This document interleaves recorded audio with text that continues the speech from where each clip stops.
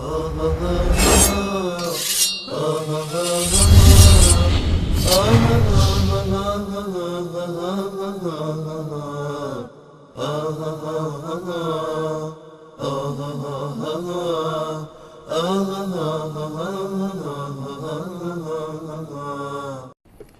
سلام علیکم، بفرمایید. سلام علیکم. علیکم السلام و رحمت الله. شب عالی متعالی حضرت استاد. سلامت باشید آقای رضایی. خیلی مختصر در 2 دقیقه بفرمایید. بله معذرتون عرض کنم که حضرت استاد در مورد همین آیه اخیر بذار صحبت کنیم که این رو خدمتتون بگم که ما امامیه که میگیم این آیاتی که در سوره احزاب از آیه 26 28 تا 32 همین آیاتی که میفرماید خطاب به ازواج پیامبر است که اینها را خداوند متعال میفرماید که این کار رو بکنید تا خدا اراده کرده است شما را پاک و پاکیزه کند.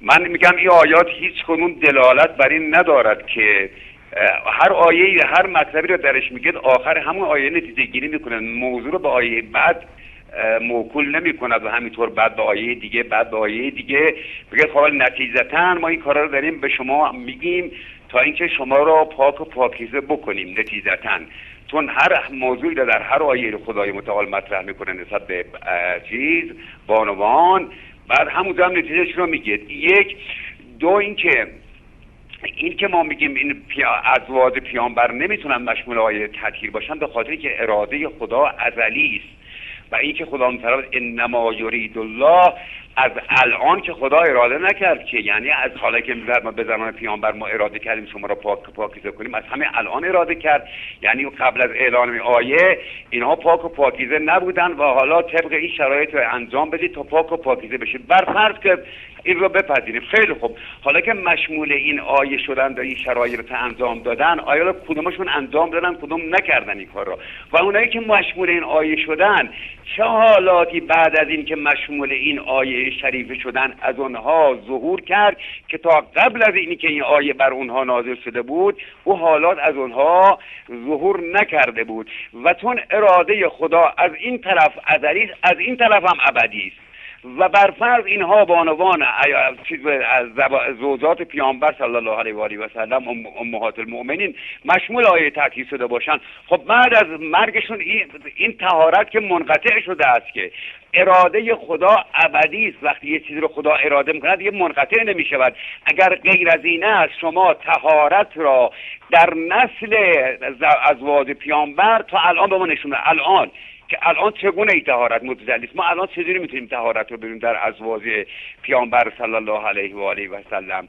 و همون وقت هم که میفرمایید شما اگر ظهور کرده چه حالاتی از اینها شد، شما یکیش رو بگید وقتی اینها مشمول این آیه تطهیر شدن دیروز اونطور بودن حالا امروز اینطور شدن. این سوال من در 2 دقیقه فکر کنم تونستم من ان شاء الله تونسته باشم مطرح کرده باشم و از حضرت عالی هم خیلی خیلی سپاسگزارم.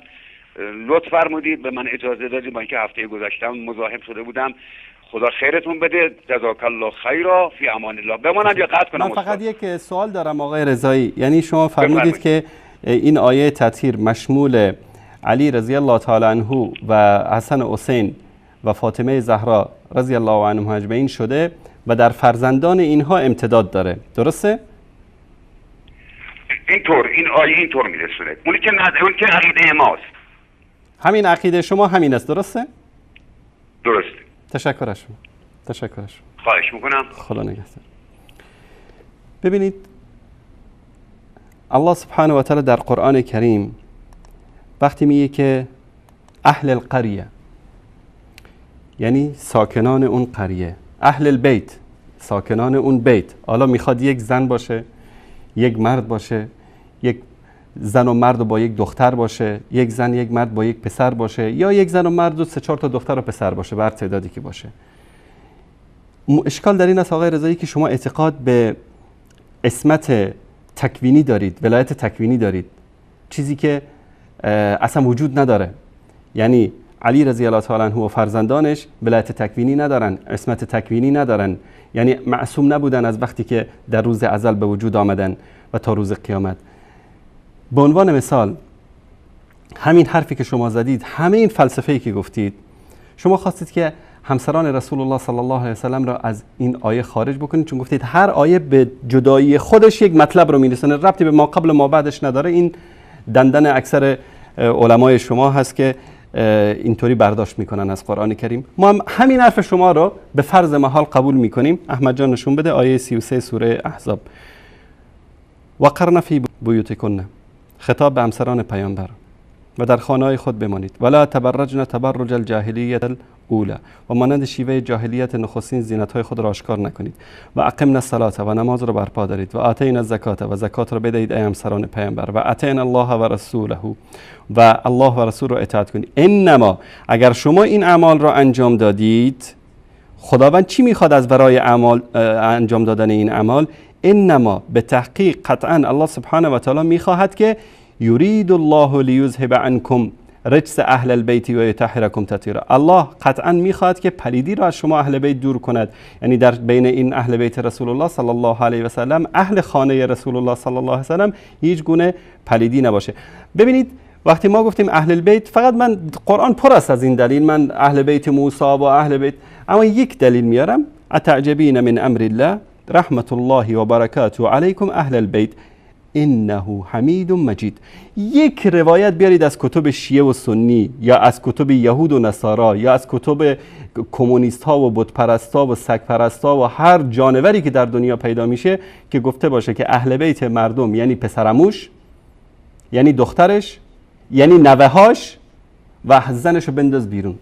اگر از لنین هم میپرسیدی که اهل بیتت کی است، لنین میگفت که همسرم، بچه‌هام.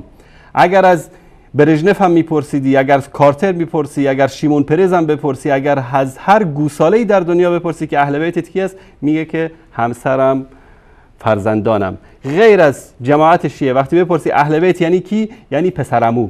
اهل بیت یعنی کی، یعنی نوه‌ها. بالفرض محال همین حرف شما رو هم قبول کردیم که اینا عصمت داشتن، اینا طهارت داشتن، خداوند خواست اینا رو عصمت بده، طهارت بده، و در نسل اینها پاکی و طهارت اومد. در همین نسل ما میبینیم در کتاب کافی، دوستان نشون بدن این کتاب اصول کافی، این صفحه بعد، اینم شناسنامش. در اینجا در کتاب حجه یک مطلبی هست در صفحه 383 در مورد جعفر. این جعفر میدونید کی است؟ عموی امام زمانشون است، برادر حسن عسکری. این در این موردش چی میگه؟ معلن الفسق فاجر ماجن شارب للخمور اقل من رأيت من الرجال و تکوهم لنفسه. و این آقا عموی امام زمانشون کی است؟ از نسل فاطمه زهراست.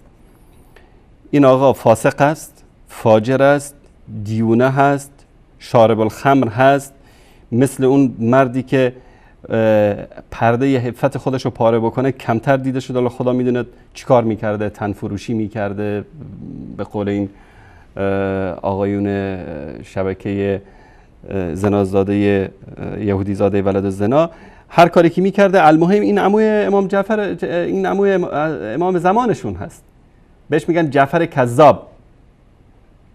این آقا از نسل فاطمه زهراست. پس این آیه تطهیر شامل نسل فاطمه رضی الله تعالی عنها نشده. اگر میشد این آقا اینطوری در نمیومد.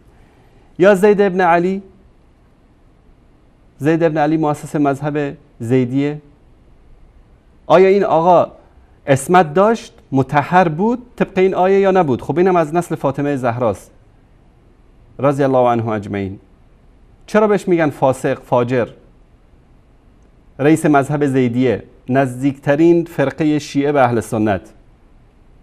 عقیده، یعنی در اصل عقیده زیدیه ما باشون مشکلی نداریم، برادران مؤمن و مسلمان ما هستن، بهشتی هستن اگر اعمال نیک انجام بدن، مشرک نیستن مثل شیعیان اثنا عشری، شیعیان زیدیه. خب اینا من نسل فاطمه زهرا بودن، چرا این آیه تطهیر شامل حال اینا نشد؟ همه اینا سوالاتی هست که آقای رضایی و امثال آقای رضایی که این اعتقادات باطل رو دارن به این مسائل باید در موردش فکر بکنن و بیاندیشن.